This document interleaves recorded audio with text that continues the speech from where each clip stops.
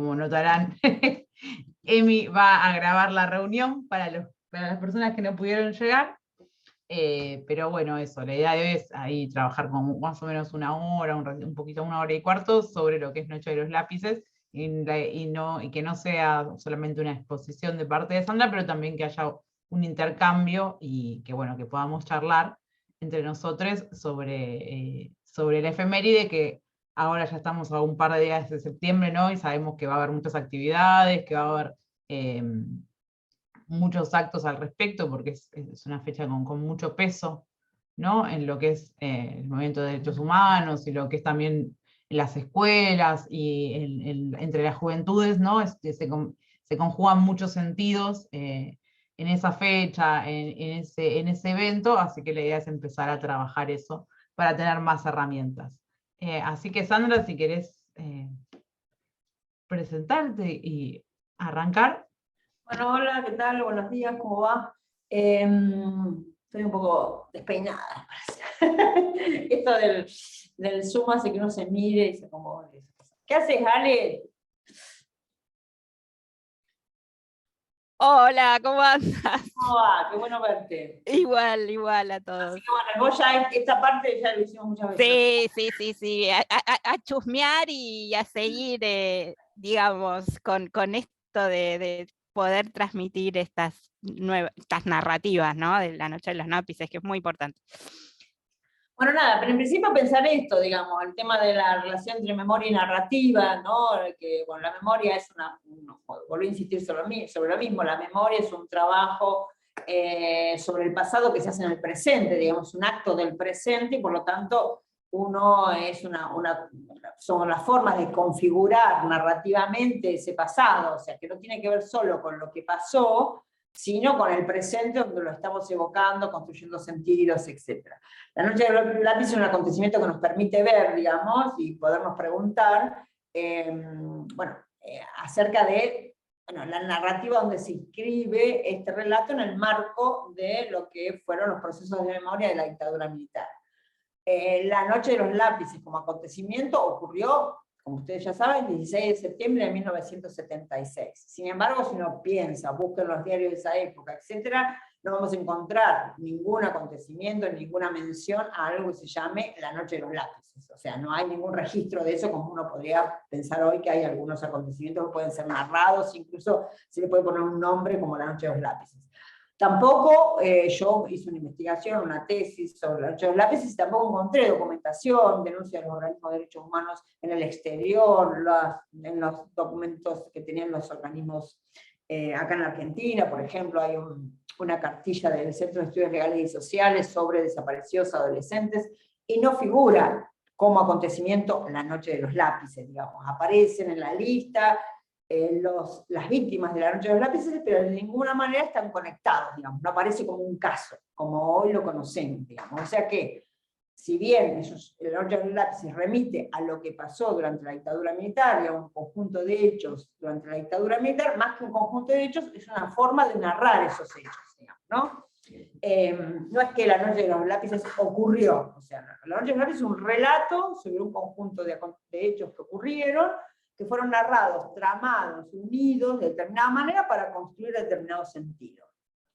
Y eso fue a principios de los 80, en el 84, y la primera vez que aparece el nombre La Noche de los Lápices es en la CONADEP, lo va a nominar así, digamos, ¿no? Aparece en el informe con ese nombre y en algún comunicado de prensa anterior a la presentación del informe, ¿sí? Que por primera vez vemos La Noche de los Lápices, ¿no? Un acontecimiento que ocurrió en la ciudad de La Plata, llamada la Noche de los Lápices, o la tristemente célebre Noche de los Lápices, pero ahí aparece como si fuera un acontecimiento único, digamos. Y en ese acontecimiento que se construye narrativamente, hay un montón de hechos que lo componen. Eso se va a ir modificando con el tiempo. O sea, pues la memoria es así, digamos, ¿no? También el relato implica que nos acordamos de determinadas cosas y desechamos otras, etc. En principio el relato remite a, 6 adolescentes son los desaparecidos de la Noche de los Lápices, que sí, de tanto narrarlo, pero bueno, son María Clara Sciacchini, Claudia Falcone, Horacio Ungaro, Claudio de Hacha, Francisco López Montaner, y me falta uno más que ya me voy a acordar. Bueno, son 6, ¿no? 4 varones y 2 mujeres, los que... bueno, hay otro. Pero, y la figura del único sobreviviente, que es Pablo Díaz. Entonces hay un grupo de desaparecidos y hay un único sobreviviente, que es una figura central en el relato, que es Pablo Díaz, que efectivamente él va a testimoniar en la CONALEP y también va a testimoniar en el juicio de las juntas, y va a ser uno de los testimonios centrales en un libro que va a salir también en el 86, que se llama La noche de los lápices, que lo hacen María Sioane y Héctor Ruiz Núñez. Digo, ahí se construye ese primer relato. Ese primer relato que, por lo que yo quiero que lo pensemos ahora, se inscribe en lo que denominamos la narrativa de la víctima inocente, ¿no? Esa cuestión de lo que tiene más de sensibilidad La noche de los lápices es quiénes son las víctimas, ¿no? Hay una socióloga que habla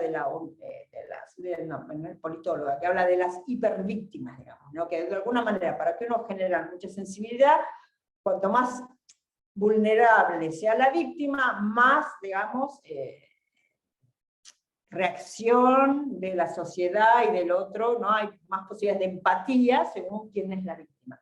Y esto es una cuestión central en pensar las diferentes narrativas. O sea, la dictadura tiene una narrativa de sí misma, la dictadura no solo hace cosas, comete crímenes, ¿sí? Sino también construye un discurso, y construye un discurso sobre sí mismo, ¿no? Es un acontecimiento, la dictadura militar, que se va constituyendo por hechos que lo constituyen y también por sentidos que se le van asignando esos hechos. La dictadura construyó su propio sentido.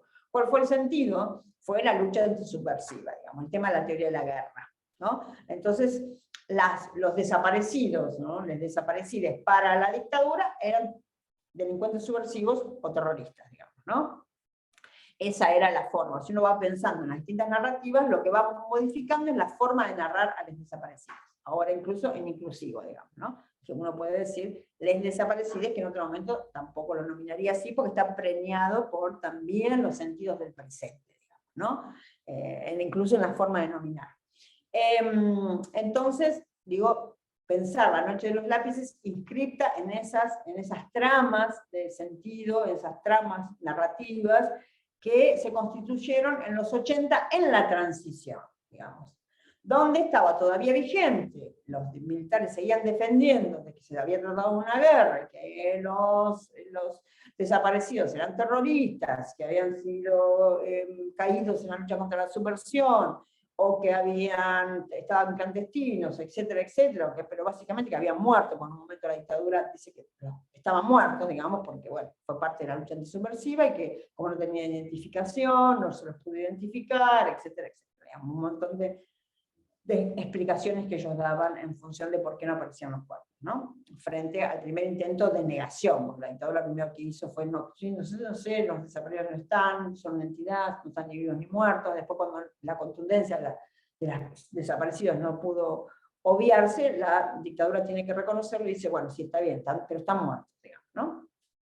Frente a eso, los organismos sacan la consigna de aparición con vida, ¿no? Que no van a aceptar. Bueno, marco estos elementos para que ustedes se den cuenta que estos relatos en torno al pasado están en disputa, digamos, ¿no? Para la teoría de la guerra, los organismos de derechos humanos empezaron a construir otra narrativa, que fue la narrativa humanitaria, la narrativa de derechos humanos, donde para ellos los desaparecidos eran víctimas de violaciones a los derechos humanos. O sea, para la dictadura eran terroristas, delincuentes subversivos, para los organismos de derechos humanos eran víctimas de violaciones a los derechos humanos. Y empiezan a disputar con la dictadura con este discurso de los derechos humanos, que es un discurso novedoso en Argentina, ¿no?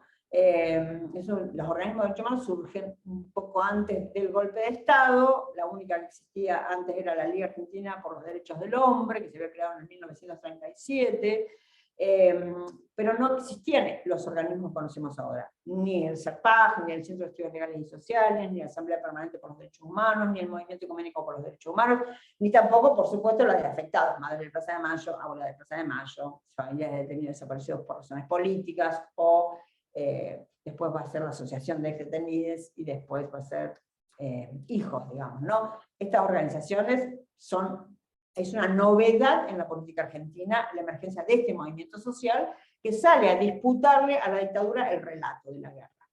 Pero ustedes también saben que en la transición, en los años 80, lo que se construye es otra narrativa del gobierno, en ese momento el gobierno radical, que es la narrativa de la teoría de los dos demonios. Es decir, bueno, los militares decían, acá hubo una guerra, el Estado salió a defender a la nación, a defender a la patria, a defender a los ciudadanos frente a ese enemigo interno que era la subversión, y la teoría de los demonios dice, no, a ver, el problema es que lo combatió de una manera, ¿no? Igual que esa violencia que intentaban confrontar. Entonces dice, no hay un solo demonio, que es el terrorismo, o el delincuente subversivo, sino que hay dos demonios. También las organizaciones armadas, ¿no? Las organizaciones subversivas son responsables de la violencia que se desató, y porque son los que generaron ese ciclo de la violencia. Entonces, hay una teoría de los demonios que equipara las violencias, pero además considera responsables del despliegue de esa violencia a las organizaciones revolucionarias, a las organizaciones armadas, porque son las originarias. La otra violencia es la respuesta del Estado, que viene después, digamos, ¿no? Entonces, y la respuesta, lo que dice la teoría de los demonios, es una mala respuesta, una respuesta que no debería haber pasado en una democracia, ¿no? Porque está la ley, debe imperar la ley, etcétera, etcétera. Digamos, uno en ese momento de la transición puede reconocer esas narrativas, los organismos de derechos humanos, la dictadura que dice que fue una guerra, los organismos que dicen que fueron violaciones sistemáticas de los derechos humanos, el gobierno naciente, el primer gobierno democrático que dice que hubo dos demonios y que lo que hay que resolver y restaurar es el imperio de la ley y que nadie pierde la ley, etc. En ese contexto surge el relato La noche de los lápices. Pero bueno, ahora lo que quisiera preguntarle a ustedes, si vieron la película, pueden poner la manito o habilitar la cámara y mostrar quién la vio, pero bueno, o le va a poner la manito para ver quiénes vieron la película.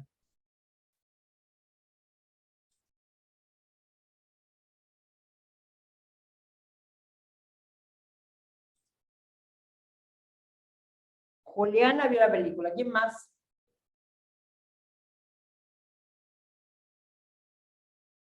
¿Alguien más? Están todos ahí detrás del micrófono, detrás de la cámara en cualquiera, me parece. Carola la vio, gracias.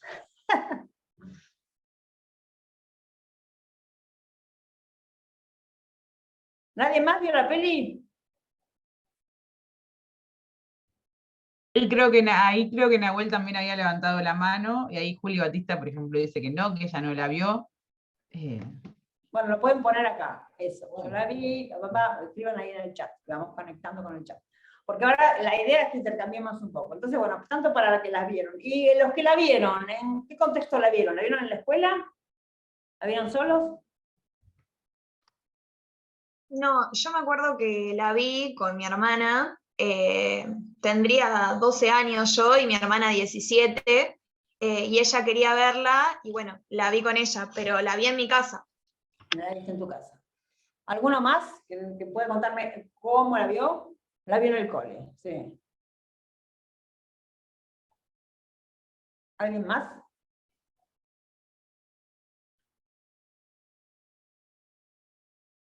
Bueno, ahora la idea es mirar un poquito un fragmento de la película y hacer algunos ejercicios de análisis de eso que están viendo. Digamos. La película se hizo en el año 86, la hizo Olivera, que era un tipo de la industria cinematográfica argentina, ningún director cinematográfico que era militante, pero que sí había hecho cine político, había hecho La Patagonia Rebelde en el 74, que fue prohibida, digamos, que no pudo, porque bueno, las 3A estaban dando vuelta por ahí, amenazaron a los cines que se estrenaba, así que La Patagonia Rebelde, que daba cuenta del asesinato de los trabajadores rurales durante el gobierno de Irigoyen, bueno, tiene ese antecedente, pero es un hombre bien de la industria cinematográfica, de la industria del entretenimiento, que encuentra en esta película, la verdad, una una buena historia para narrar en ese tiempo. Así que bueno, si les parece, vemos un fragmentito de la película. Lo que quiero es que presten atención a cómo se presentan los personajes, digamos, ¿no? A ver, vamos a ver las escenas del secuestro, y lo que quiero que presten atención a cómo se va narrando esa escena de violencia, ¿no? Cómo se configuran las víctimas y cómo se van configurando narrativamente en el lenguaje cinematográfico a los victimarios. Así que si puedo compartir pantalla, puedo, ¿dónde está?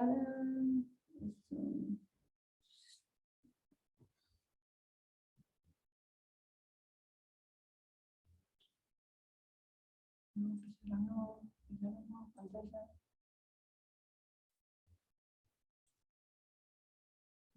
Pero la pantalla del Zoom yo no la quería compartir. No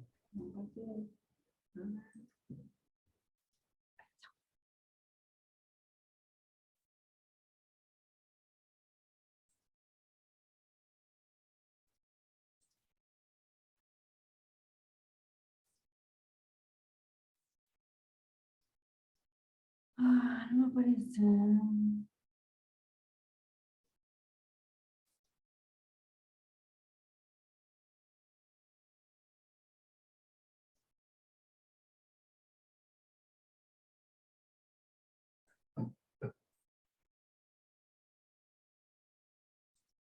No me aparece acá. ¿Qué puede pasarme? Acá que no lo encuentro. En las opciones me aparece la pantalla del Zoom. A ver si le minimizo a este, me aparece otra. ¿Lo tenés abierto? Tengo abierto, sí. Qué raro. ¿Querés guardarlo en algún lugar del server y te la comparto desde acá? Te paso el link. Dale. No sé por qué no me aparece. Es la primera que me pasa. Problemas No me técnicos. aparece acá. Acá está. Ahí está. Oye. Ahí vamos.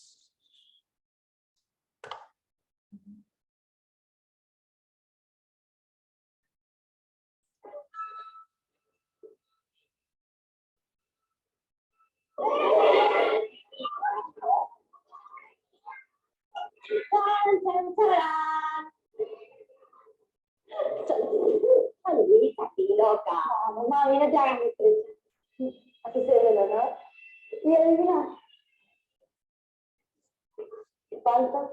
Es que tengo que preparar un par de pedazos. Nena, no empieces, mami. Vos sabés las cosas que están pasando, ¿no? Ya, me cuido. Bueno, voy. Claudia.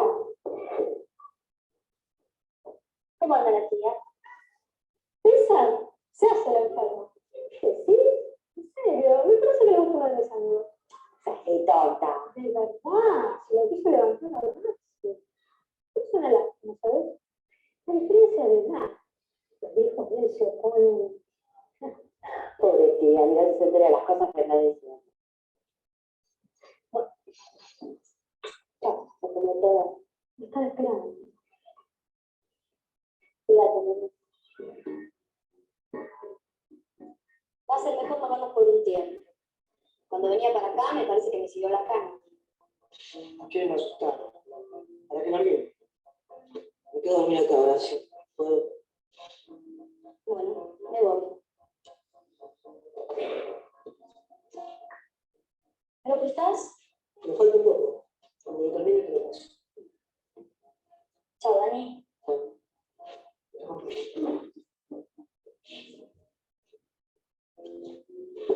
Cuídate, Horacio. Sí, mamá.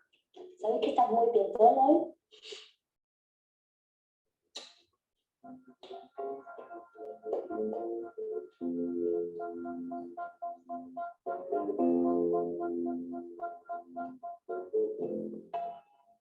¡Una lucha implacable! ¡Doble de su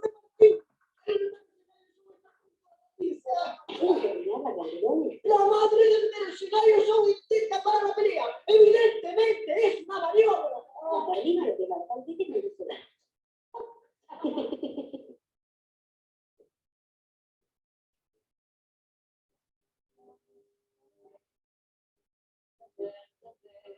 ¿Te gusta Horacio? ¿Te gusta Pablo?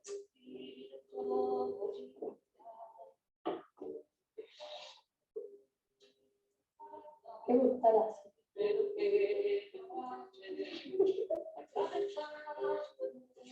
Claudio, es tarde, dormite.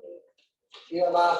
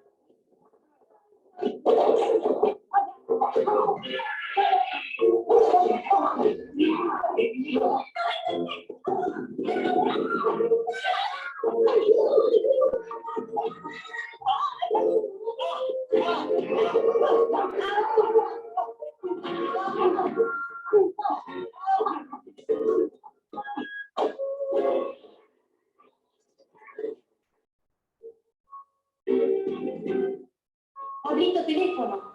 La mamá de Claudia Falcone.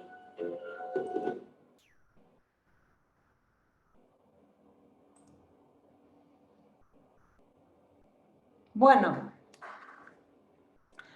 pensando en lo que les decía, ¿no? Vamos a ubicarnos en la reconstrucción de quiénes eran las víctimas, ¿no? ¿Qué características tienen las víctimas? Pueden ponerlo por el chat, pueden hablar. ¿Cómo son? ¿Quiénes son? A ver, ¿quiénes son las víctimas? Y yo veo, bueno, son jóvenes, un poco intentan retratar que eran militantes, cuando sus madres, por ejemplo, ahí cuando está María Claudia, la mamá le pide que afloje un poco, que no participe tanto, que se está exponiendo. O la otra escena que están juntos, retratar esta cuestión de la amistad dentro de la militancia, de los noviazgos que surgen, no sé, re de la adolescencia. La figura del adolescente, además de joven, adolescente, porque están todos esos elementos que decía Daira de el noviazgo, lo que empieza, hay algo ahí, digamos, ¿no? Esa escena de Claudia con la mamá, ¿qué hace Claudia en su gestualidad corporal? Como que no pasa nada, que está todo bien. ¿Pero qué hace? ¿Qué hace con la mamá? La mamá está en el escritorio sentada y ella ¿qué hace?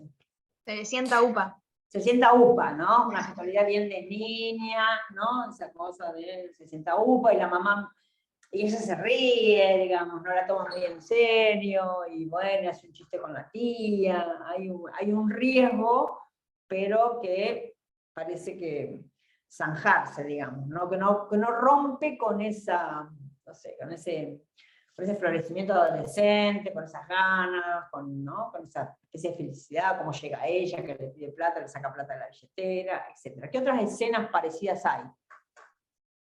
Porque está la escena donde, bueno, ¿qué están haciendo cuando se juntan?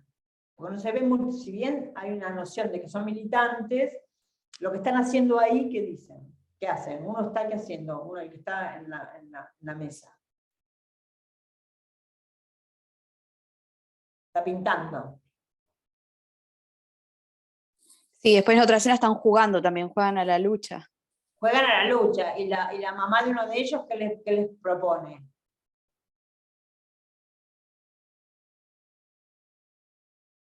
¿Se acuerdan? También esa parte se me cortó un poquito, así que no sé. A ver, alguno que haya registrado eso, ¿qué le dice la madre cuando los ve ahí jugando a la lucha? Qué sé yo, le dice, ay, a ver, medio que los reta, más o menos, ¿no? ¿Y qué les dice? ¿Qué les propone?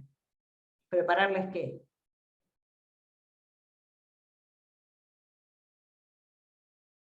A ver, Juliana, que está ahí por decirlo y no lo dice. No sé si escuché bien porque también se me entrecortaba un poco, pero prepararles la comida. Sí, Algo para comer. Lo que le propone comer prepararles son panqueques con dulce de leche, ¿no? Bueno, uno piensa, Va Claudia, se sienta a UPA, le saca plata a la billetera, le dice, ay nena, no te pongas en riesgo, ¿sí? Después están ahí. Él se queda a dormir ahí por cierta cuestión de resguardo, porque hablan de las cuestiones de inseguridad, pero después están como, se les pasó el miedo y están ahí jugando a la lucha, en el colchón, y viene la mamá y le dice, bueno, a ver si se portan bien, les voy a preparar para aquí con dulce de leche, entonces dicen, listo, no nos peleamos más, bueno, esa cosa de una adolescencia, pero que hay unos rasgos de niñez que están ahí planteándose, digamos, ¿no? ¿A ustedes qué les parece? ¿Cuál es el sentido también de mostrar los niños, niñas? ¿Qué les parece? ¿Cuál es el sentido de estas escenas?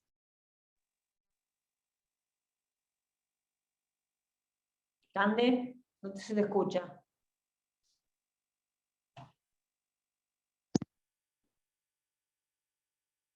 No se te escucha. ¿Ahí? No. ¿No? Yo, Ahí sí. Ahí está. Sí, ahí. Dale. Un poco retratar la inocencia de los chicos, ¿no? Como que se encuentran en un estado de plenitud en el que no es eso lo que se merecen básicamente, y no es lo que les tiene que pasar. Ellos no están pensando en que eso les va a pasar, están pensando en cosas más banales, a la vez que se comprometen, siguen siendo adolescentes y siguen siendo inocentes. Bueno, la cuestión está de la inocencia, porque la niñez está, ¿no? El niño inocente, la niñez está asociada, ¿no? Con los inocentes en relatos viejísimos, digamos, ¿no? La masacre de los inocentes, que son la masacre de los niños, o sea, la cuestión de ¿no? Y ustedes si miran en el diario que hay un accidente de tránsito y hay un niño, ¿no? Siempre está como había niños, la cuestión de la presencia de niños, niñas en hechos violentos, hace como que haya una mayor sensibilidad, nos provoca a todos naturalmente una mayor sensibilidad, digamos. Si, bueno, había niños, por la indefensión, por la pureza, la inocencia remite a muchas cosas, digamos, ¿no? La pureza es la cuestión de la pureza, alguien inocente es alguien puro, es alguien que no ha pecado, es alguien que no es culpable, digamos, ¿no? Además de que en términos penales es que no cometiste ningún delito. O sea, en todos esos sentidos la inocencia tiene algo que decir, digamos, esto de la víctima inocente, ¿no? Entonces, La noche de los lápices, por cómo narra a las víctimas, está muy inscrita en esto de la víctima inocente. Después veremos inocente de qué, digamos, ¿no? Porque es inocente de qué culpa está libre estas víctimas. Y después cuando se despliega la escena de los secuestros, ¿no? Bueno, ¿qué están haciendo las chicas antes? Porque también las chicas están durmiendo juntas. ¿Qué hacen? Ustedes ya no hacen eso, ponen Spotify o no sé qué, pero...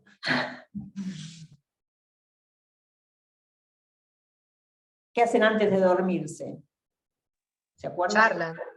Charlan, hablan de que le gusta, hablan de, ¿te gusta Pablo? ¿Te gusta Horacio? ¿No? En el caso de Claudia, que le gusta Pablo Díaz, Horacio Ungaro, y ponen una música, ¿no? Ponen un disco que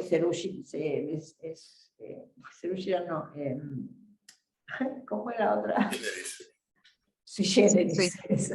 Sui Generis, y el tema Rasguña las Piedras, que a partir de esta película pareciera ser que ese tema está vinculado con los desaparecidos, que no tiene nada que ver antes de la dictadura, Rasguña las Piedras, pero bueno, pero esta película lo asocia, cuando muchas veces ahora se escucha Rasguña las Piedras, parece ser que está vinculado con la dictadura, pero bueno, esas son las construcciones de sentido que se hacen. Están escuchando música, y de repente en esa escena están en los cuartos los chicos. ¿Qué hay? ¿Qué otros objetos se ven? ¿Qué intercambian? María Clara le pide a Horacio que, ¿me prestás qué? Un libro.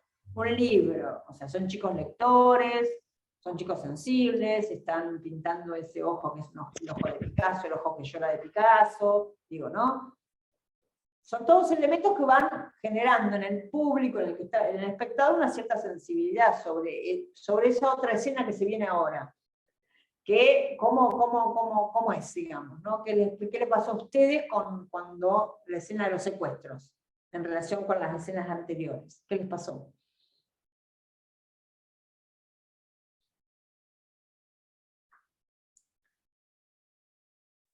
La angustia, la desesperación, te hace pasar de un momento tan sensible, tan puro de la inocencia, a que los traten como si fueran la peor basura que hay.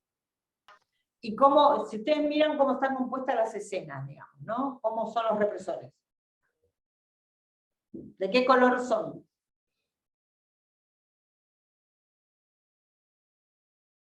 Está vestido de oscuro, es verdad. Están negros, ¿no? ¿Son grandotes o son chiquitos los represores? Sí, es verdad, son grandes, son adultos, están vestidos de oscuro. Están con la cara tapada, ¿no? Están todos, algunos se ven son los ojos. ¿Qué actitud tienen? ¿Qué hacen? Ahí muestran. Primero, ¡boom!, rompen de una patada la puerta, ¿no? Y irrumpen, de alguna manera, ilegalmente. Son adultos, claramente, como dice Julia. ¿Qué más? Bueno, el tema de que no se vean las caras también, ¿no? No dan la cara, ¿no? No dan la cara, se tapan la cara, esa cosa de la clandestinidad, de lo ilegal, ¿no? Son como unos tipos que irrumpen en las casas, y cómo se ven esas escenas violentos, y esa violencia cómo se expresa, porque se ven algunas escenas que hacen, hay violencias totalmente, ¿no? Sin ningún sentido. Por ejemplo, ¿qué hacen con los objetos de una mesada, ¿no? Los tiran, ¿no? Esas actitudes así medio irracionales de romper, ¿no? De romper también. ¿Qué dicen? Hola, ¿qué tal? ¿Cómo está familia? ¿Venimos a buscar a los chicos? No. No, tratan de destruir absolutamente toda la calma, toda la unidad que había ahí, y irrumpir con todo sin dejar lugar ni piedad a nada, básicamente. Es como, y también insultan. De poder hacer lo que quiera con vos. Eso, hay una sensación que se genera, es que no hay nada para hacer. No. O sea, la violencia es tan grande, ¿no? Intentan imponer el terror, digamos, ¿no? Es una violencia tan grande frente a la víctima. ¿Cómo son los cuerpos? ¿Cómo se muestran los cuerpos de los chicos en ese escenario? Los represores son negros, grandotes, todo tapado, llevan armas, también tienen armas, muestran las armas, ¿no? Están armados. ¿Y los chicos están armados? Están en un estado totalmente vulnerable, o sea, no tienen lugar absolutamente a nada, están entregados a ellos. Y además, ¿cómo están? ¿Están vestidos?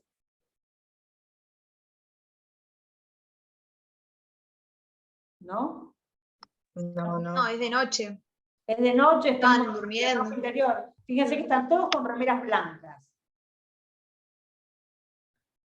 La remera blanca contrasta contra el negro del victimario. O sea, la víctima blanca, pura, casi desnuda, ¿no? Y el victimario está tapado, solo se ven los ojos, los chicos están así, absolutamente vulnerables, digamos, ¿no? Y son flaquitos, los cuerpos se caen, los tipos los agarran, ¿no? Hay un total dominio de la escena por parte de los represores. El resto es reaccionar. La tía, ¿no? O una de las mamás que grita, ¿no? Se escuchan gritos y no se los lleven, pero hay nada para hacer, digamos. Es tan brutal la violencia que despliega el represor, ¿no? Tan desproporcionada, si se quiere, porque es importante marcar eso, que se muestra la desproporción, ¿no? Entre las víctimas y los victimarios, ¿no? El victimario grandote, armado. Hay uno de los chicos que agarra un libro, ¿no? Como una forma de defensa, pero lo que tiene es un libro, el arma es el libro, ¿no? Porque hay libros, ¿no? Esas son las herramientas que tienen les pibes ahí, digamos, ¿no? Bueno, esto, obviamente que si ustedes se imaginan que esta película se vio en el 86, después que había pasado, que ahora, bueno, pasaron muchos años de aquel tiempo y de la dictadura, y ha habido muchos relatos, pero bueno, estaban, ¿no?, emergiendo los relatos del horror. Y esta película tiene una característica que no la vimos ahora, que es la primera película que muestra el centro clandestino de detención y la tortura, ¿no? Por ejemplo, hay una tortura a Pablo Díaz, la sala de tortura.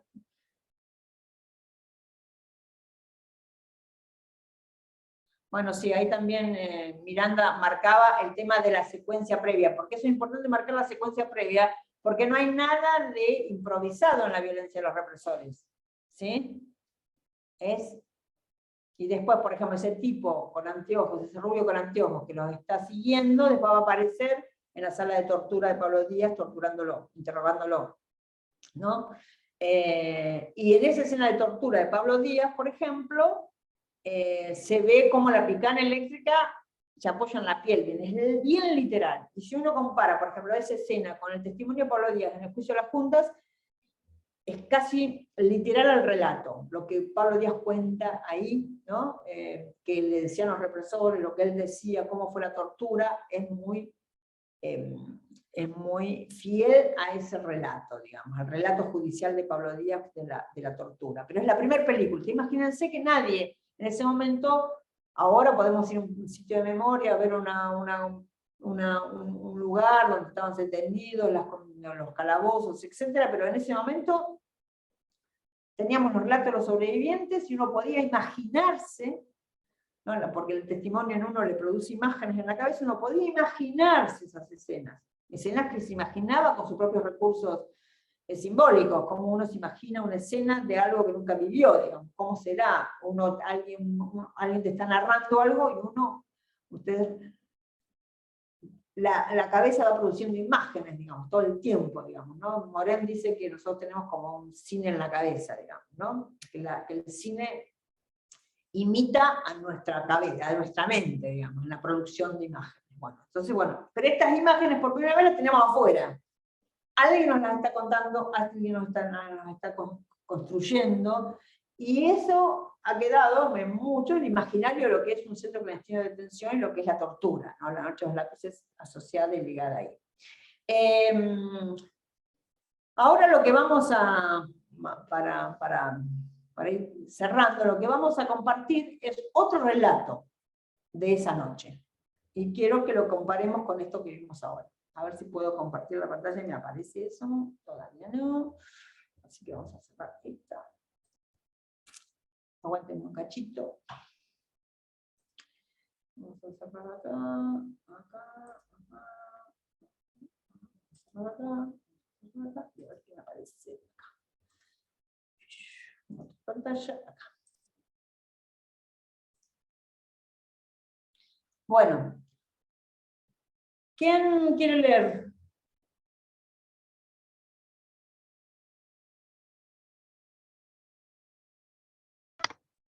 Leo si quieren, no tengo problema. ¿Para qué? Te pongo desde dónde.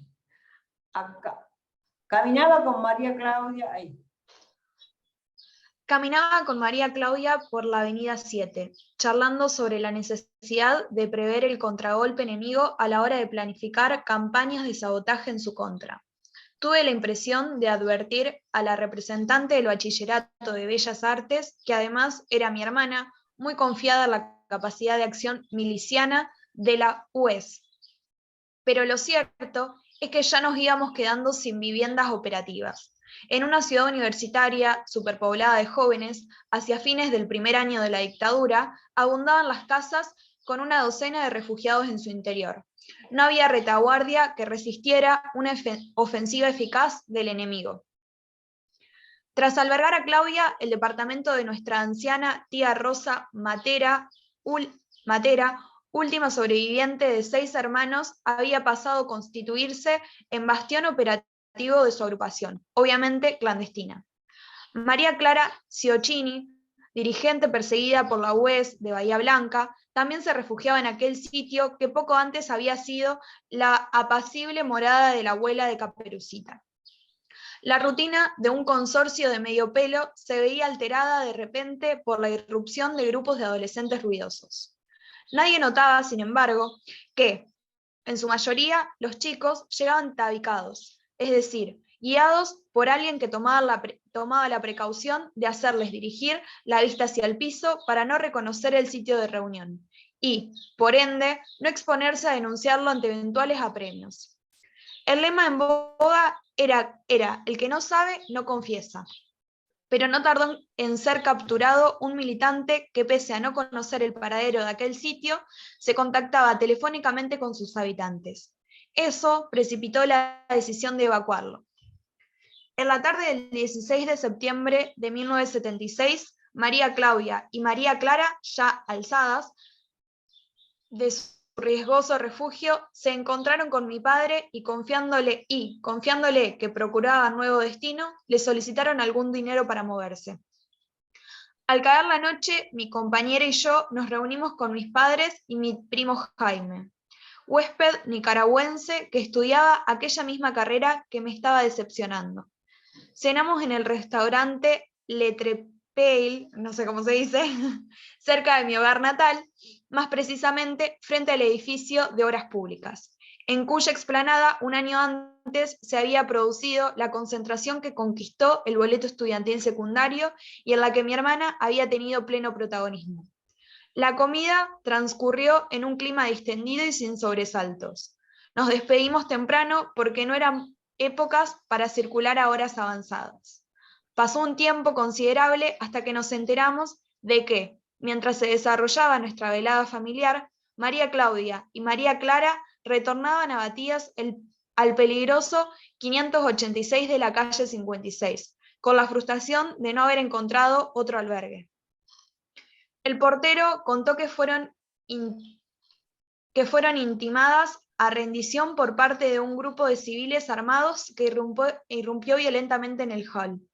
Las chicas corrieron escaleras arriba amenazando a los intrusos con abrir fuego, pero la conciencia fatal de que se hallaban en el estrecho pasillo de un edificio de departamentos lleno de familias que las hizo desistir de armar un tiroteo.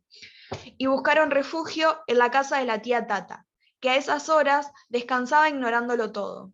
Una vez que llegaron allí, trabaron la puerta como pudieron y pensaron en arrojarse hacia alguna terraza lindera, pero estaban en un 8º piso y toda opción era muy arriesgada. Durante esas cavilaciones, los matones tumbaron la puerta, encerraron a la sobresaltada dueña de casa en su habitación y redujeron a ambas dirigentes de la UES para encaminarse, acto seguido, al baño del departamento, retirando la tapa plástica del botón del inodoro. Recogieron un gancho del que pendía una bolsa de polietileno que protegía varias armas cortas y algunas pepas pertenecientes a la agrupación. La tía, que logró espiar sin ser advertida, pudo apreciar que se movieron con datos precisos. Por último, las sacaron a empujones conduciéndolas a un camión del ejército apostado frente al edificio, en el que, según testimonio de la peluquera del barrio, aguardaba personal militar en uniforme de fajina. Hasta acá. Listo, gracias, Juliana. De nada. Bueno, ¿cuál es la diferencia de este relato? Que como ustedes se habrán dado cuenta, lo hace el hermano de Claudia muchos años después de la película, se hizo en el 2002, el libro de Jorge Falcone se publicó en el año 2002 y se llama Memorial de Guerra Larga. ¿Y qué cambia acá? Y pierde un poco el sentido de la inocencia, ¿no? Como quiénes son, cómo las presenta a las chicas, ¿no? Que no son las Sí, chicas. como, claro, son dirigentes políticas que pareciera que tienen tanta militancia encima que ya no son tan chicas, Bueno, tan fíjate que acá jóvenes. dice, tuve la impresión de advertir a la representante del Bachillerato de Bellas Artes, muy confiada en la capacidad de acción miliciana de la UES, o sea, que son milicianas, o sea, están en la estructura de la organización armada, más allá de que estén en un rango muy bajo, digamos, ¿no? Pero son milicianas, más que militantes, son milicianas, digamos, ¿no? María Clara es además una dirigente perseguida de la UES de Bahía Blanca, o sea, ¿no? ¿Y qué jerga usa Falcone en este texto? Habla de enemigo, habla de operaciones milicianas, habla de sabotaje, contragolpe enemigo, retaguardia, ofensiva. ¿Eso es una jerga de qué tipo?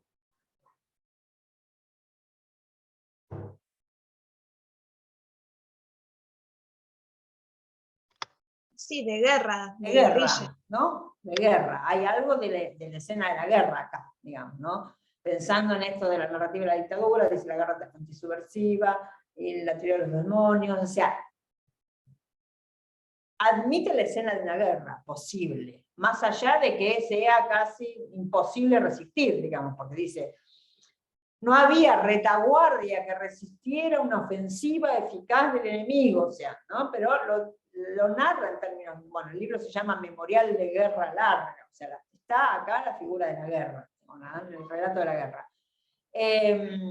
La casa de la tía, no, además de ser la casa de la tía, es una vivienda operativa, digamos, ¿no? Como si fuera una vivienda de la organización, donde se reúnen, van tabicados, o sea, hay medidas de seguridad más serias, digamos, ¿no? Pero bueno, esa casa, alguien es capturado, la palabra capturado, ¿sí? ¿Y cómo están las chicas? ¿Están sin ropas, escuchando Sui Generis, o dónde están? La escena del secuestro, ¿dónde se produce? ¿No? Llegan abatidas porque no consiguieron un refugio alternativo, digamos, ¿no? ¿Dónde están las chicas cuando las secuestran? Están en el mismo lugar, digamos, que es el centro de operación, digamos, y lo que comentan es esto, ¿no? Como amenazando con abrir fuego si se siguen acercando, y que lo que las detiene es que ese mismo edificio había otras viviendas, de casas de familia, pero eso da cuenta de que estaban alerta de la posibilidad, incluso ya previo en el relato cuando va diciendo que se cuidaba la información, que se trataban de no ver mucho para después no tener mucho que decir en caso de que las capturaran. Digo, estaban al tanto de la situación y al tanto del peligro que estaban corriendo, y aún así decidiendo dar esa guerra, si se quiere, o dar esa pelea, incluso esto, oponiendo resistencia, incluso en el momento en que las van a buscar. Eso, no aparecen como en esa vulnerabilidad que aparecen en la película, sino que aparecen tan armadas, intentan zafar de la captura, piensan una estrategia, nos tiramos por la ventana, ¿no? ¿Qué hacemos? Digamos, no están totalmente, más allá de que después, ¿no? Que eso es lo interesante para pensar,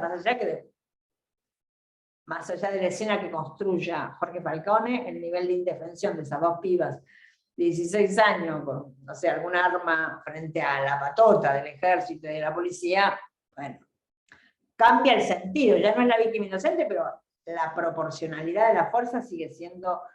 Pero bueno, lo cierto es que el efecto que genera este relato en relación con el otro relato que vimos antes de la película es muy diferente, digamos, ¿no? Acá aparecen dos militantes, que nada, y bueno, y fracasan en el intento de resistir, digamos, pero intentan resistir, ¿no? Intentan, hay algo que está ahí, que hay una vocación de poder, ¿no? Confrontar con esa violencia y evitarla, ¿sí? Entonces hace que algo de esa, como decían, de esa inocencia, de esa debilidad, sean aminore, digamos, ¿no?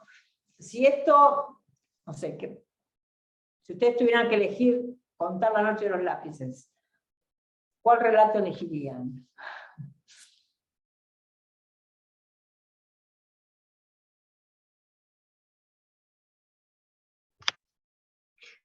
Y yo creo que el de... Uy, perdón. No, vale, mete. Que el relato de Chiqui Falcone es más heroico.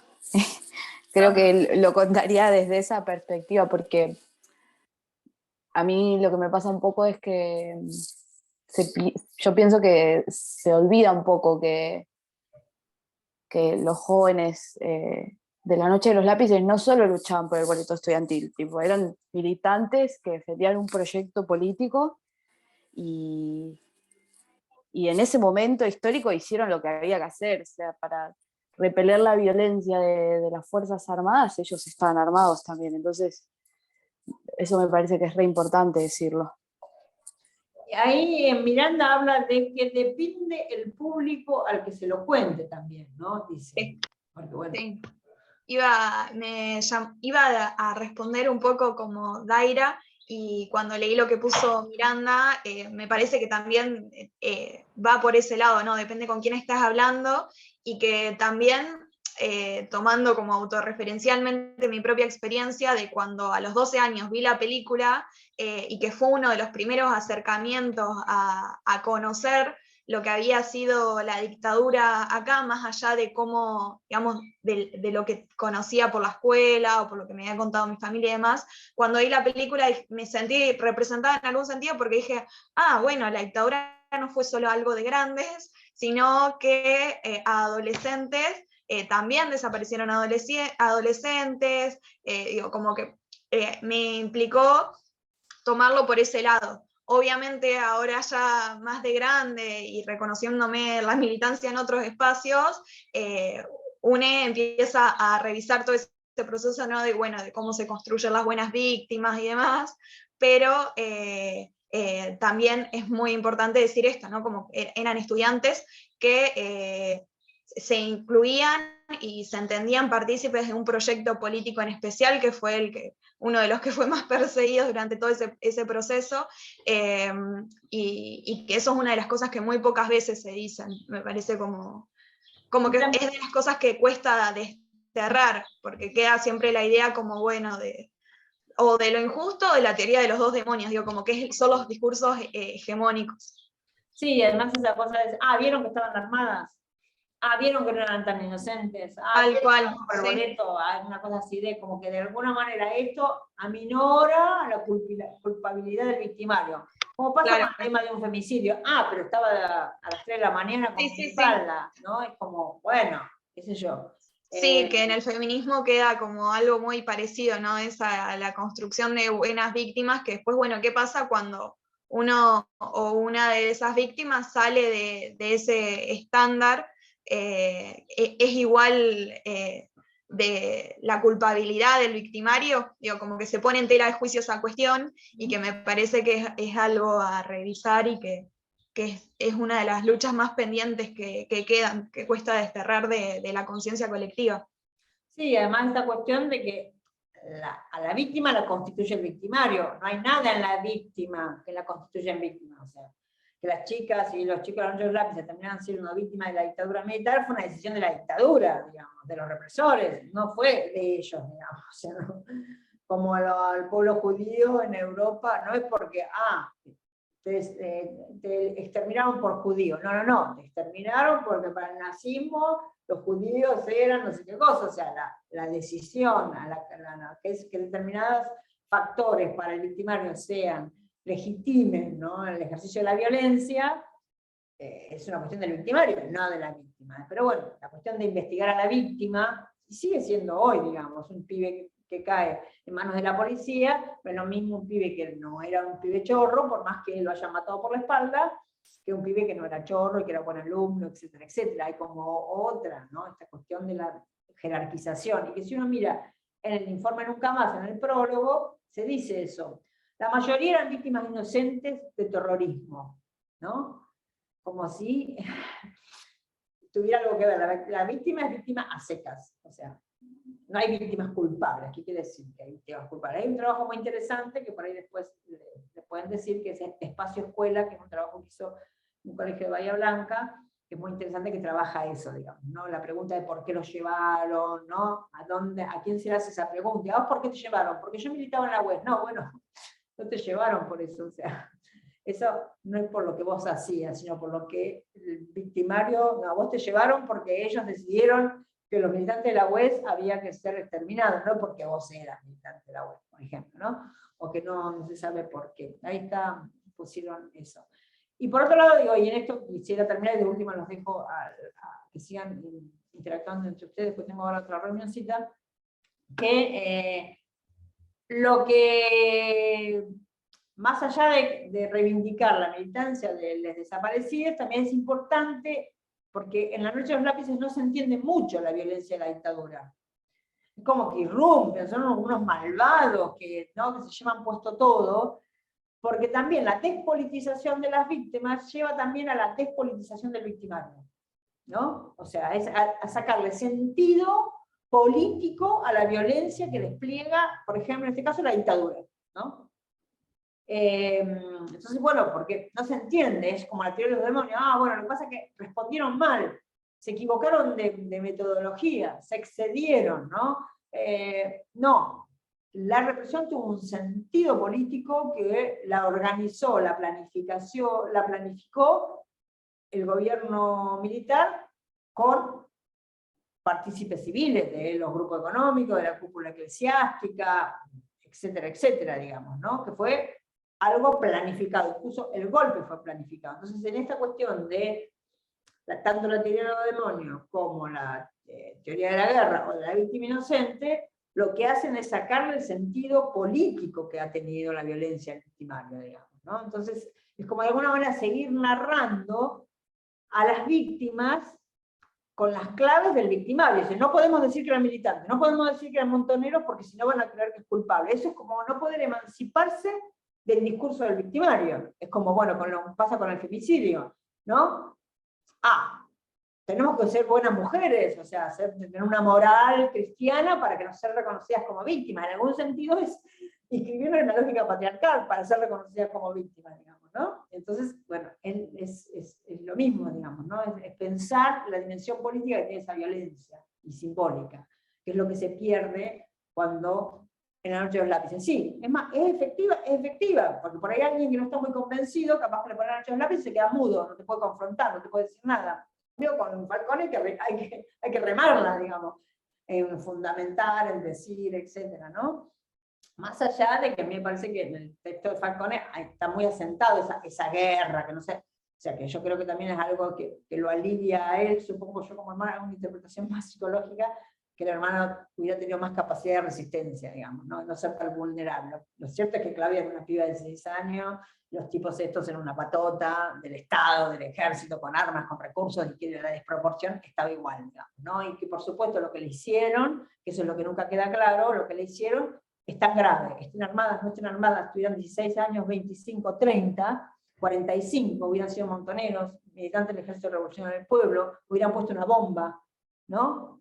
Lo que hizo el victimario, en eso no hay distinción, digamos, y eso es lo que hay que trabajar mucho, porque después ese relato de la víctima, no solo de la buena víctima en el caso de la violencia de género, sino también pasa con los presos de hoy, bueno, son delincuentes, entonces a un delincuente le puede pasar todo, pero si sos inocente, ¿no?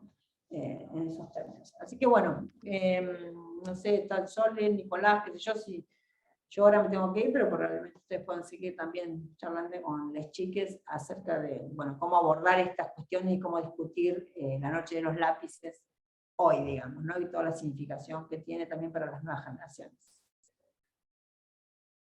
Bueno, gracias Sandra por el huequito, pero eso, la idea era arrancar este mes con trabajando, como trayendo, ¿no? estas discusiones sobre lo que son las narrativas de esos hechos de la dictadura, justamente porque ahora, bueno, el plan sigue, ¿no?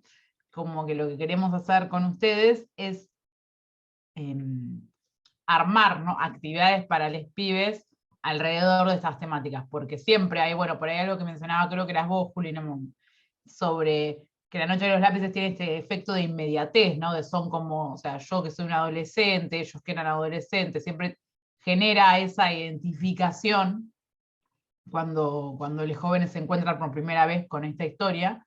Entonces es interesante como usarla de alguna manera como disparador más para discutir estas otras cosas. Una, por ejemplo, tiene que ver con estas narrativas, ¿no? Estos relatos sobre el pasado, y siempre teniendo en cuenta eso, que bueno, que uno los puede analizar en cuanto a relatos pensando, ok, ¿qué motivaciones tiene? O sea, ¿qué motivaciones tenemos cuando contamos, cómo contamos? Algo que decía, no me acuerdo quién era, creo que era Miranda, ¿no? De bueno, yo el relato lo acomodo un poco a quién le estoy contando, y que también incluso puede haber otras maneras, ¿no? De contar la noche de los lápices, que no son necesariamente un relato heroico o un relato de víctima inocente que no tenía, sin capacidad de resistencia, como que uno puede ir encontrando cosas diferentes a señalar en ese pasado. Pero bueno, la idea más ahora, más adelante, es seguir esto acá para el lado voluntariado Jóvenes y Memoria. Mañana tenemos una reunión en La Plata, que no sé si de acá creo que, bueno, Juli no, no va a poder sumarse. Por ahí Juli Complicadísimo. se toma un tren, no sé Juli, pero Dani ahí, bueno, quien pueda acercarse a La Plata, pero obviamente que después de la próxima reunión virtual vamos a seguir trabajando estas temáticas, y la idea es medio como hacer así una especie medio rara de cadero exquisito del taller, donde, bueno, arrancamos en La Plata, lo revisa Quilmes, y después de la virtual le seguimos dando forma, y ahí algo sale para hacer actividades con pibes más adelante, que eso lo vamos a charlar hoy en el equipo, bien cómo, dónde, cuándo y con quiénes. Pero esa es un poco la idea de lo que queremos ahora, que también tiene que ver con empezar a ver qué es lo que vamos a hacer en Chapadmalal, pero sí vamos a seguir laburando esas ideas, las memorias, eso que parece Sandra al principio, que siempre son una disputa, y además lo que estamos disputando no es nada más cómo recordamos el pasado, sino cómo vemos el presente y qué estamos pensando para nuestro futuro.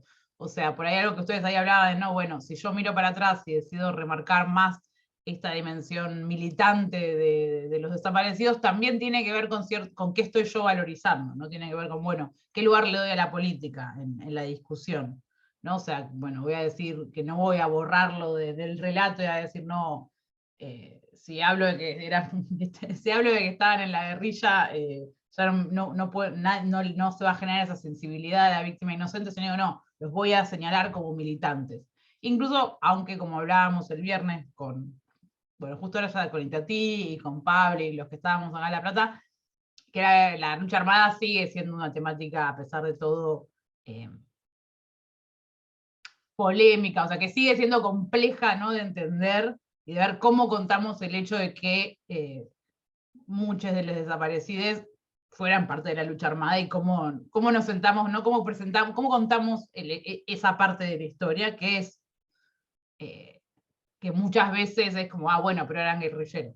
Entonces, que es lo mismo que por ahí eso que decía Sandra, de cómo cuento la historia de la piba que fue víctima de femicidio, que no era una perfecta chica que nunca había hecho nada en la vida, ¿no? O sea, o cómo cuento la historia cuando hablamos, por ejemplo, piensa en Gatillo Fácil, que siempre es, no, porque no, mi hijo no estaba en nada raro, no estaba en las drogas, no, y entonces, bueno, ¿qué hacemos con el pibe?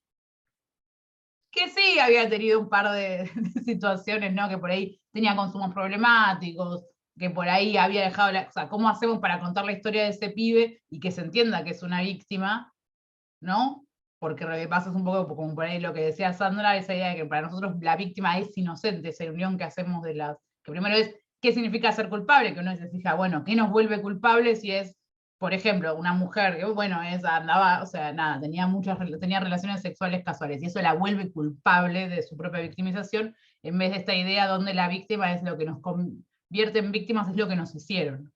O sea, digamos, es el hecho de la violencia que se ejerció sobre esa persona es lo que la convierte en víctima, y no las características de la persona. Por eso está bueno el pase de escuela, es un trabajo muy viejo ahí de Bahía Blanca, pero un clásico, pero que justamente lo que habla es un poco de eso. Cuando empezamos a buscar las razones en las víctimas, de alguna manera terminamos revictimizando, ¿no? ¿Por qué le pasó eso? En vez de por qué le hicieron eso, ¿no? O sea, la pregunta siempre está en el victimario, pero los victimarios en general no dan su respuesta, nunca te explican por qué, o sea, ahí nunca hay respuesta. Entonces, ¿qué nos pasa ahí con las víctimas? Y esa es alguna de las ideas que, bueno, que vamos a seguir ahí como más laburando en este mes de la memoria. Si quieren les cuento, discúlpame Sole, si quieren les cuento un poquito la cocina de Despacio Escuela. Dale, porque justo está acá Ale, así que aprovechemos. En el año 2008, los chicos de Jóvenes y Memoria de la Escuela Normal de Bahía Blanca eligieron para investigar qué había pasado con un grupo de jóvenes del Colegio Industrial de acá de la ciudad. Fueron 16 jóvenes y un docente que fueron secuestrados y llevados, estuvieron aproximadamente un mes en el sitio clandestino de detención, uno de los de aquí de Bahía Blanca, la escuelita, el más grande. Muchos de esos jóvenes tenían algún tipo de participación en los centros de estudiantes, otros no. un caso que es recién, digamos, conocido en la ciudad, pero no abordado. Había algunos testimonios de algunos de esos jóvenes en los juicios por la verdad que se hicieron a fines de los 90 acá en Bahía Blanca, y también uno de esos jóvenes declaró en el juicio a las juntas y su testimonio está dentro de la CONADEP. Entonces, bueno, empezamos los chicos querían trabajar ese tema y empezaron con las preguntas, con las hipótesis y el por qué los habían secuestrado y por qué los habían secuestrado. Hicieron, digamos, varias entrevistas, trabajaron con algunos de los testimonios en el juicio por la verdad, porque no a todos los pudieron contactar, el profesor ya había fallecido. Entonces, bueno, no les quiero spoilear, pero precisamente, ¿no? Trabajaron un poco, le dieron al final una vuelta de rosca a esto del concepto de víctima por un lado, y bueno, y digamos, quienes habíamos sido en definitiva todos víctimas, ¿no? De esa dictadura y de ese terrorismo de Estado, ¿no? Así que bueno, se los recomiendo, tiene ya unos cuantos años, pero está bueno el recorrido que hicieron los chicos en relación primero a querer plantearse esas hipótesis y darle una respuesta, buscar el por qué, y bueno, esa multidimensión de lo que fue precisamente el tema del terrorismo de Estado y las víctimas. Así que bueno, se los recomiendo, está en la plataforma ISTOR. Bien, no sé qué más, si quieren comentar algo más, no sé, ahí les dejo la palabra, ahí para que, o sea, no sé, desde qué les gustaría seguir discutiendo, o qué les pareció, qué no habían pensado, qué ya habían pensado, para dónde quieren seguir, o preguntas que se les haya generado. Las actividades, digamos, si se nos ocurre algo, te podemos mandar a vos, Sole. Sí, y también al grupo, o sea, me pueden mandar a mí, si no se animan ahí al de voluntariado general, que siempre por ahí se pierde en el caos, pero alguien lo lee. Pero sí, la idea está buena ahí, incluso para que los compañeros también puedan decir, che, esto me reparece, o esto no me parece para nada, o yo una vez hice eso parecido. Está bueno ahí, pueden como ir tirando ideas en el grupo. Y sí, eso, la idea es un poco que, nada, que vayamos ya pensando, que se les vayan ocurriendo cosas.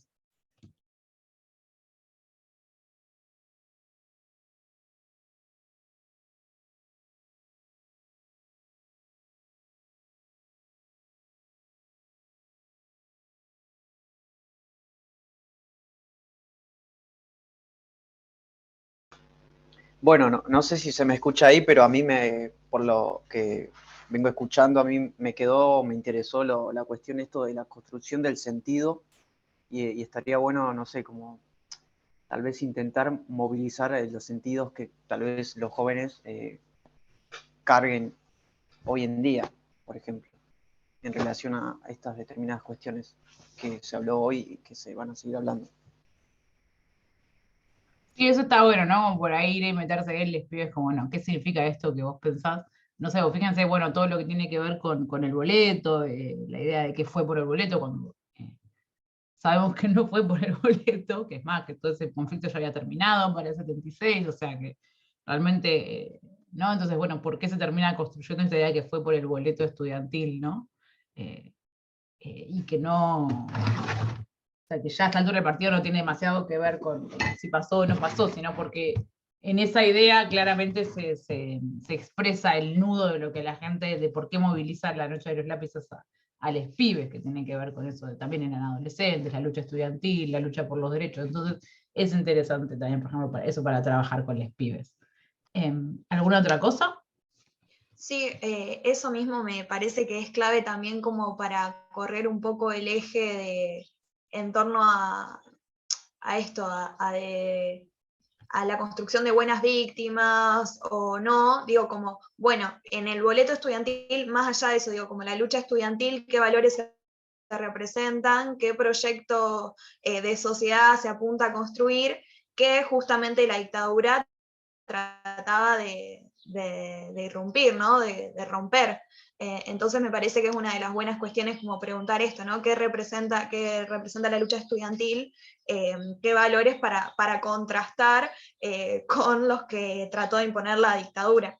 Y por otro lado también me quedaba pensando, ¿no? en las ausencias, que por ahí yo no recuerdo si en la película es algo que se retrata, pero digo, como en el cotidiano de la escuela, ¿qué sucedería si estudiantes no llegan al otro día, ¿no? Digo, hay compañeros que no vuelven al otro día, que me parece que es algo que no recuerdo bien en la película si se presenta o no, pero me parece que es algo interesante como preguntar, como para que también ver reflejado en la cotidianidad de cada uno, ¿no?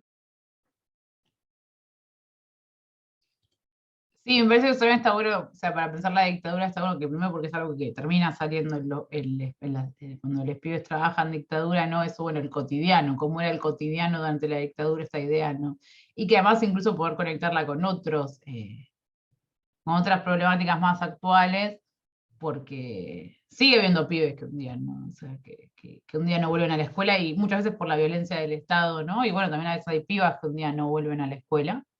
O sea, que eso también sigue, esa, ¿no? Obviamente que es distinto, no todos, o sea, son problemáticas distintas, pero hay cosas, ¿no? de la vida de ellos que por ahí les pasa, que probablemente muchas, no sé, por ejemplo, ahora no sé, están la secundaria de Monte, a la cual iban los pibes de la masacre de Monte, está trabajando el tema, o sea, esos son pibes que un día 4 de sus compañeros, no volvieron a la escuela, y por la violencia del Estado, o sea, es decir que, y le sigue pasando, o sea, que y van a estar como participantes de Joven y Memoria, no solamente, sino que entonces también sigue siendo algo que puede llegar a ser parte de sus propias experiencias, o no sé, hay muchas escuelas donde alguna piba fue víctima de femicidio, o entonces que sabemos que es que es parte todavía de la realidad, ¿no? Cuando esas problemáticas irrumpen de vuelta en el espacio educativo, que yo creo que es otra razón por la cual La Noche de los Lápices sigue funcionando tanto como relato, que tiene que ver con esa impronta, ¿no?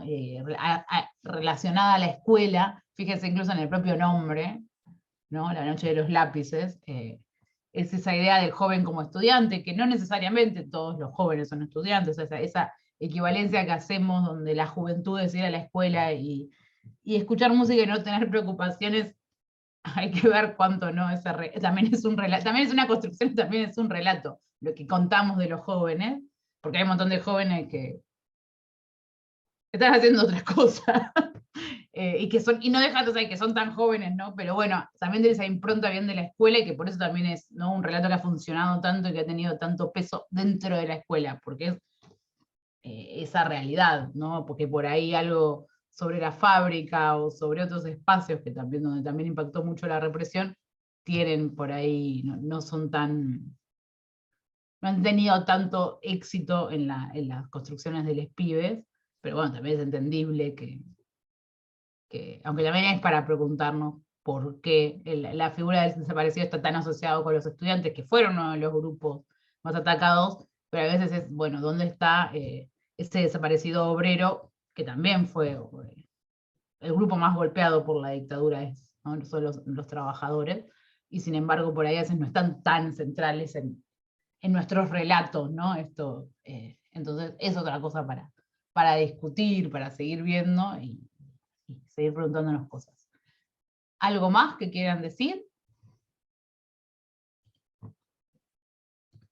Sole, perdón, sería interesante si pueden pasar por acá, capaz que lo tienen, el fragmento que leímos con Sandra de Falcone, si lo tienen a mano o de dónde extraerlo. Y bueno, no sé si el fragmento de la peli de La Noche de los Lápices, creo que anoté el minuto 28 que era, pero no sé si eso lo tienen como para recortado, como para mandarlo.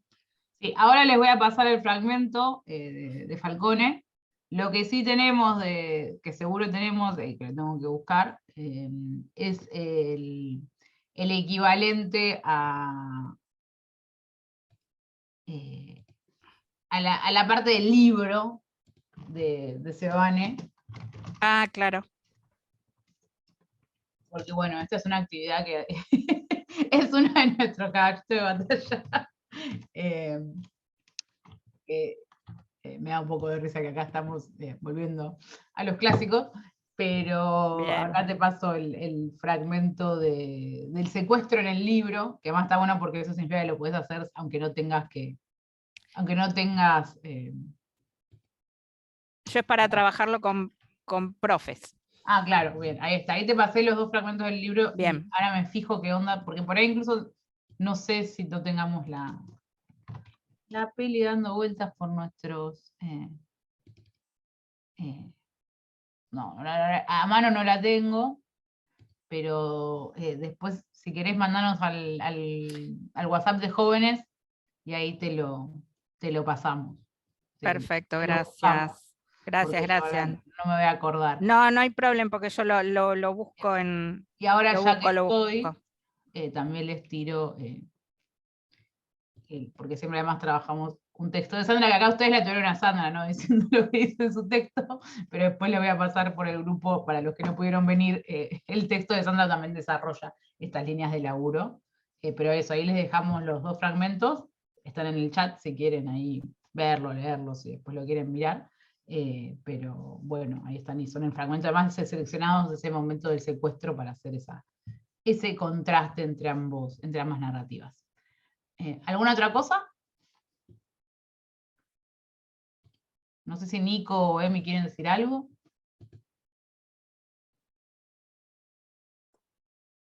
Bueno, ante todo, bueno, saludar a los chiques, no, y las cosas interesantes, digamos, que salieron, sobre todo el tema de la inocencia, ¿no? Me quedó muy así, que es algo también que hoy, digamos, en los casos de esto, tanto en los casos de femicidio, los casos de gatillo fácil, bueno, y en ese momento la dictadura, digamos, ¿no? Esto, ¿no? Cuando ya dejan de ser, digamos, esos jovencitos de blanco, inocentes en su apariencia, digamos, ¿no? Y bueno, y esta cuestión que nos tenemos que dar también, digamos, bueno, no, inocencia, digamos, con respecto a lo que les pasó a ellos, ¿no? Y por qué les pasó esto, qué era lo que ellos defendían, qué era esto, la militancia, el mundo, digamos, por el cual ellos luchaban. Me parece que es muy interesante, digamos, poder laburar eso en las escuelas, y también esto que, bueno, también yo al comienzo pensaba, ¿cuándo fue yo la primera vez que vi La noche de los lápices? ¿No? Y también tenía más o menos la edad de Juliana, pero bueno, mucho más cerca de cuando se estrenó la película, obviamente, y también, digamos, cómo eso impactó en mí, digamos, y cómo eso hoy sigue impactando, digamos, después de tantos años, esa película, ¿no? Y esa forma de narrar, digamos, una parte de la dictadura, ¿no?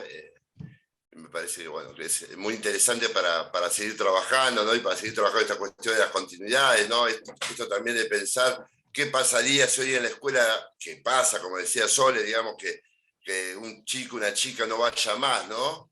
Y como, bueno, hay casos más visibles, como el caso de Montes, digamos, ¿no? Donde, bueno, fue mediático, apareció en la televisión, digamos, ¿no? Pero bueno, en estos casos, por ejemplo, La noche de los lápices, como decía Sandra al comienzo, ese 16 de septiembre no hubo absolutamente ninguna nota acerca de eso.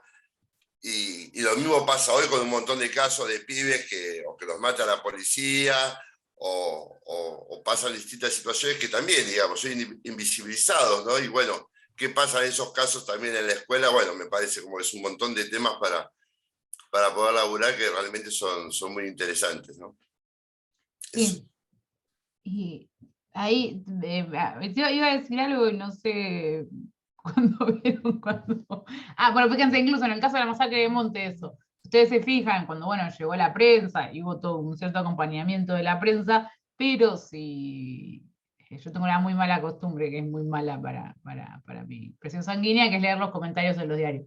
Y incluso en eso, incluso en el caso de la masacre de Monte, que uno diría, esto va a sonar un poco cínico, pero porque es un poco, o sea, es que les pibes, o sea, ¿qué podés? O sea, no hay víctimas más inocentes que esos 4 pibes, decís, no tenían ni 13 años, o sea, tenían como mucho 13 años, eran de un pueblo chico, o sea, ¿qué más hay para, o sea, qué más inocentes pueden ser? E incluso si ustedes se fijan en los comentarios, había un montón de lucubraciones, de teorías, de, bueno, pero entonces, ¿qué estaban haciendo? ¿Qué hacían a esa hora fuera de la casa? O sea, incluso no en un caso que uno diría, bueno, acá está el non plus ultra de estos no pueden decir, o sea, ¿qué van a poder decir de estos pibes? O sea, si son, mirá la foto, ¿no? Uno dice, ve esa foto de las víctimas de la masacre de Monte, que son unos nenes, o sea, ni siquiera, hasta decirles jóvenes o adolescentes, ¿no? Suena un poco como darles más edad de la que tienen, porque eran niños, o sea, muy chiquitos todavía,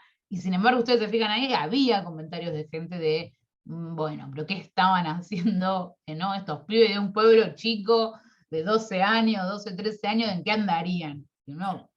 Bueno, y ahí fíjense cómo es ese impulso de buscar en la víctima las razones de su victimización, deben haber hecho algo para que la policía los mate, son tan fuertes que este es en el caso de la masacre de Monte, que uno pensaría. Sí, es que para mí justamente en esos casos también eso, el efecto, digamos, de la policía, ¿no?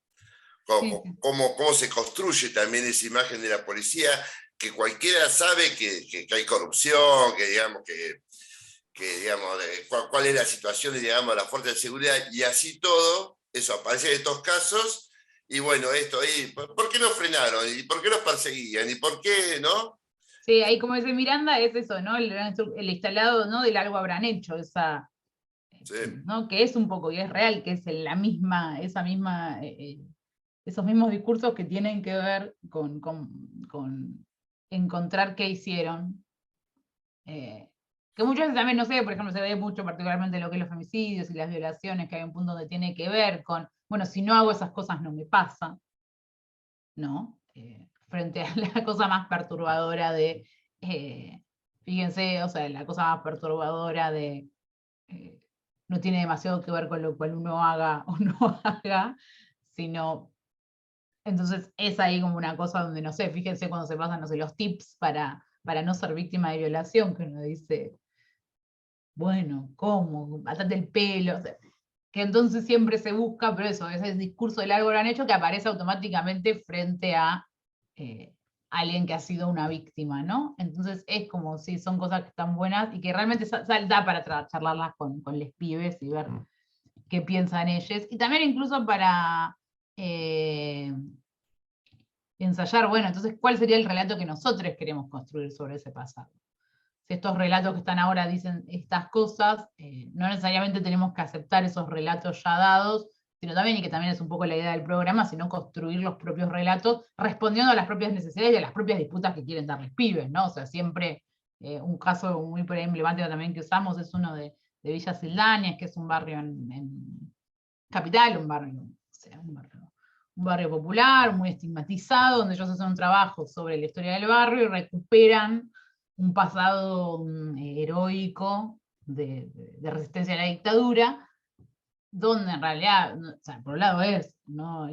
Rescatar y reivindicar ese pasado, pero también mucho tiene que ver con reivindicar su presente. O sea, es construir un pasado que diga, eso que ustedes dicen de nosotros, no es la verdad es miren para atrás de dónde venimos, el barrio está acá porque resistimos a la dictadura.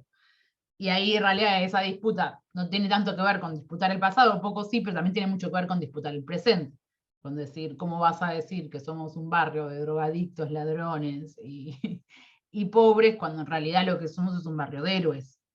Entonces siempre cuando los pibes reconstruyen el pasado y construyen cosas nuevas, o sea, construyen nuevos relatos sobre el pasado, en realidad eso es lo que hay que mirar también es, bueno, ¿qué es lo que quieren pelear? ¿Sobre qué se están peleando ahora, no? Cuando van mirando para atrás es, ok, ¿sobre qué estás ahora? ¿Para qué necesitas construir ese nuevo relato? Y eso está bueno siempre cuando trabajamos con los pibes que estén laburando de dictadura, que es, o sea, piensen, no sé, que bueno, Nico ya la debe haber escuchado, pero, y Emi también, pero como por ejemplo un grupo de Peguajó este año que va a trabajar el tren durante ¿por qué bajó el tren? ¿Por qué dejó de existir el tren en Peguajó? Y les agarró la curiosidad porque en la pandemia iban a tomar cerveza al puente abandonado del tren, porque es donde se podía se veía venir a la policía. Entonces deciden, bueno, vamos a ver qué onda esto acá. Entonces un poco siempre es bueno, cuando contás el pasado, también siempre estás contando cosas sobre el presente y los espacios que recorres y la historia que recorres, entonces la idea de que queremos siempre con les pibes es volverlos, que eso sea un gesto consciente y decirles, sí, está bien que vos agarres del pasado y cuentes lo que te parezca. O sea, está bien que crees nuevos relatos que te generen, que te sean más funcionales a las disputas políticas del presente y a ir a discutir eso con los adultos. O sea, es lo que queremos, que el otro día hablábamos justo ahí en La Plata de eso, ¿no? De que parte de la idea del programa es que los jóvenes se puedan apropiar del pasado, de ese pasado que no vivieron, que no atravesaron, y decir, sí, también es nuestro pasado y también vamos a decidir nosotros qué se cuenta de ese pasado. Eso como una cosa más así, más general. Pero bueno, ¿alguna otra cosa que quieran decir?